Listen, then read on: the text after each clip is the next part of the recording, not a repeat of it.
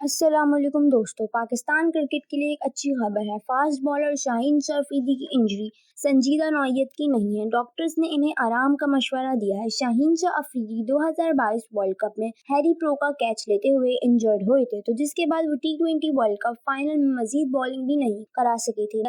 پی C B کا کہنا ہے کہ شاہین شاہ افریدی اب بہتر محسوس کر رہے ہیں اور ان کے حوصلے بلند ہیں۔ پی سی بی کے مشاہدے کے بعد یہ بات سامنے آئی کہ شاہین شاہ افریدی کو انجری کا سامنا نہیں ہے۔ شاہین شاہ افریدی کی انٹرنیشنل کرکٹ میں واپسی 2 ہفتے کے ری ہیب کے بعد ہی ممکن ہوگی۔ فاسٹ بالر شاہین شاہ افریدی انگلینڈ کے خلاف ٹیسٹ سیریز میں مزید بالنگ کے لیے شریک نہیں ہوں گے۔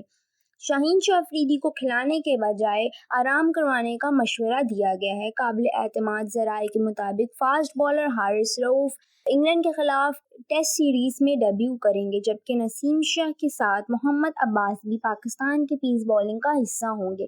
پاکستان اور انگلینڈ کے درمیان ٹیسٹ سیریز کا آغاز 1 دسمبر راولپنڈی میں ہوگا۔ ذرائع کا کہنا ہے کہ سیاسی جماعت کے لانگ مارچ اور احتجاج کی وجہ سے وینیو کی تبدیلی پر بھی مشاورت ہوگی۔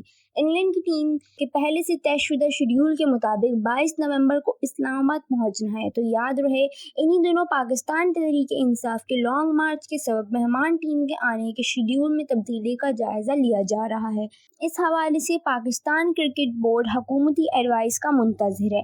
پی پلان کے مطابق پہلا ٹیسٹ کراچی، دوسرا ملتان اور تیسرا کراچی میں شیڈول ہوگا۔ ناظرین، اگر ویڈیو اچھی لگے تو اس کو لائک اور سبسکرائب کرنا نہ بھولیے گا۔ جی ہاں ناظرین، تو ملتے ہیں اگلی ویڈیو تک۔ اللہ حافظ۔